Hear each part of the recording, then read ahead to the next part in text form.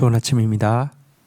역대상 13장 12절부터 14장 7절 내용 보도록 하겠습니다. 12절 그날에 다윗이 하나님을 두려워하여 이르되 내가 어떻게 하나님의 궤를 내게 오게 하리요 하고 13절 다윗이 궤를 옮겨 자기가 있는 다윗성으로 메어드리지 않고 그 대신 가드 사람 오벳에돔의 집으로 메어 가니라. 자, 다윗은요 이 베레스 우사 사건을 경험하면서 여호와를 향한 깊은 그 두려움을 느끼게 되었습니다. 사실 그가 언약궤를 옮기려고 한 것 자체는 정말 하나님의 말씀의 통치를 받고 싶은 그런 좋은 마음이었지만 옮기는 방법에서 뭔가 좀 더 그 나라가 이제 시작되어진다는 이런 좀 사람들에게 선포하는 이런 것을 좀 더 멋지게 해보려고 하는 그런 생각이 그로 하여금 뭐랄까요 인간적인 방법을 받아들이게 했고요. 이 같은 인간적인 방법에 대해서 하나님께서 얼마나 진노하시는지를 보면서 과거 그가 하나님을 경외했지만 이번 일을 겪으면서 하나님 얼마나 두려운 분이신지 더 새롭게 느끼게 된 것입니다. 이 때문에 그는 이 거룩하신 언약궤를 감히 자기가 가까이 모실 수 없겠다는 생각에 이전 계획을 포기하게 되었고요. 그래서 그 언약궤를 인근에 있던 고핫 자손인 오벳에돔의 집으로 옮기게 되었습니다. 고핫 자손이 바로 이제 언약궤를 관리하는 일을 하는 이렇게 지파 그 가문이니까요. 그쪽으로 옮기게 된 것입니다. 자, 그런데요 14절 한번 볼까요? 하나님의 궤가 오벳에돔의 집에서 그의 가족과 함께 석 달을 있으니라. 여호와께서 오벳에돔의 집과 그의 모든 소유에 복을 내리셨더라. 자, 그런데 오벳에돔의 집에 석 달을 머무르게 되었는데요. 이 석 달 동안 정말 눈에 띌 정도로 오벳에돔의 집에 축복이 임하게 되었습니다. 훗날 기록을 보면요, 이 오벳에돔의 그 62명의 자손들이 문지기의 24반열 중에 13반열을 책임지게 되었다 이렇게 이야기하고 있습니다. 한 가정에서 나온 이 자손들이 이 전체 그 문지기 반열 24반열 중에서 13반열을 책임지게 되었고요.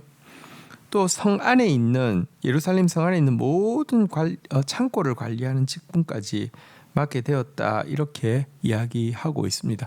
정말 특별한 축복을 받았다라고 이야기하고 있고요. 이 기사는 하도 특이한 기록이어서 이스라엘에는 여러 전설들이 오벳에돔이 그 짧은 기간에 얼마나 많은 축복을 받았는지에 대한 여러 민담과 전설들이 있습니다. 그 전설들의 내용을 다 믿기는 힘들지만 그런 전설들이 막 여러 개가 있을 정도로 오벳에돔은 그냥 짧은 기간에 너무 엄청난 축복을 실제로 받게 된 것입니다. 여러분, 아비나답은 긴 기간 동안 이 언약궤를 모셨지만 모신 게 아니라 방치했고요. 아무런 경외감이 없었고요. 그것 통해서 도리어 자기 자식들을 높일 음모까지 꾸미다가 저주를 받았다고 하면 오벳에돔은 정말 여호와를 경외하는 마음을 가지고 또 그의 계명을 모시게 된 것을 즐거워하는 마음을 가지다가 자손 대대로 이렇게 강성해지는 그런 축복을 받게 된 것입니다. 그래서 이 일을 보면서 다윗은 알게 되었죠.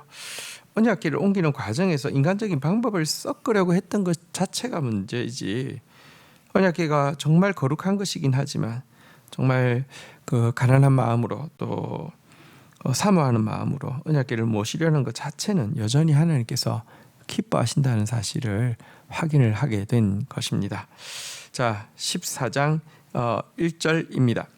두로왕 히람이 다윗에게 사신들과 백향목과 석수와 목수를 보내 그의 궁전을 건축하였더라. 2절 다윗이 여호와께서 자기를 이스라엘의 왕으로 삼으신 줄을 깨달으니 이는 그의 백성 이스라엘을 위하여 그의 나라가 높이 들림을 받았음을 알미었더라. 3절 다윗이 예루살렘에서 또 아내들을 맞아 다윗이 다시 아들들과 딸들을 낳았으니 4절 예루살렘에서 낳은 아들들의 이름은 사무아와 소밥과 나단과 솔로몬과 5절 이팔과 엘리수아와 엘벨렉과 6절 노가와 네벡과 야비아와 7절 엘리사마와 부엘야다와 엘리벨렛이었더라.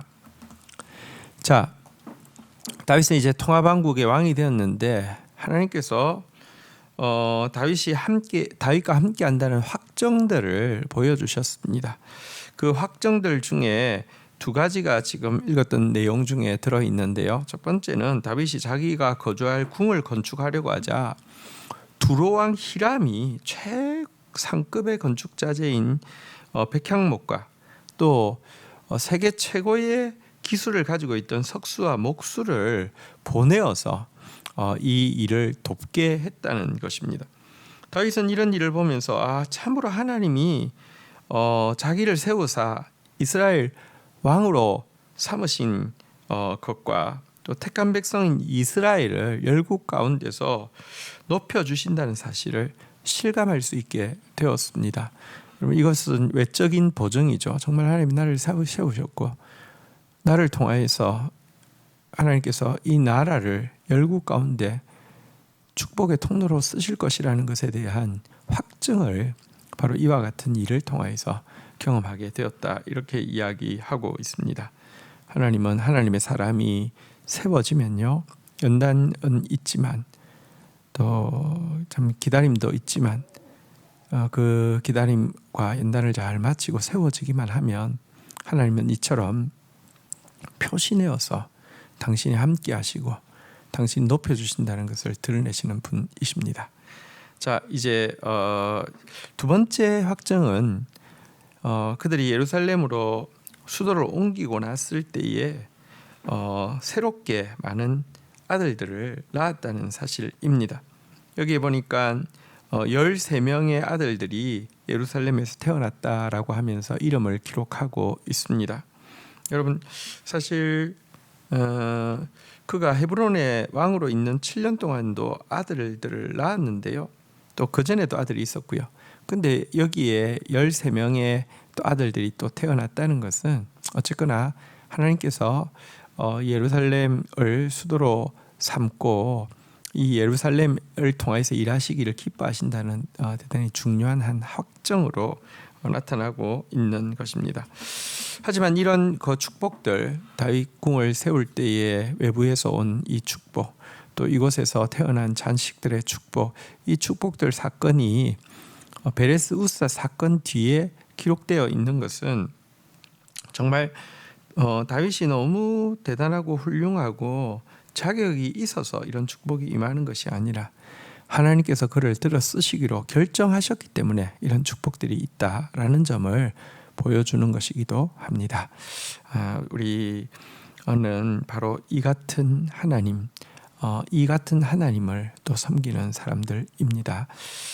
오늘 주신 말씀 가지고 하나님 앞에 나아가서 정말 오벳에돔의 복을 받게 해주시고 다윗처럼 또 하나님 주시는 보증 가운데 더 하나님 바르게 섬기는 사람 되게 해달라고 기도하는 하루가 되기를 원합니다.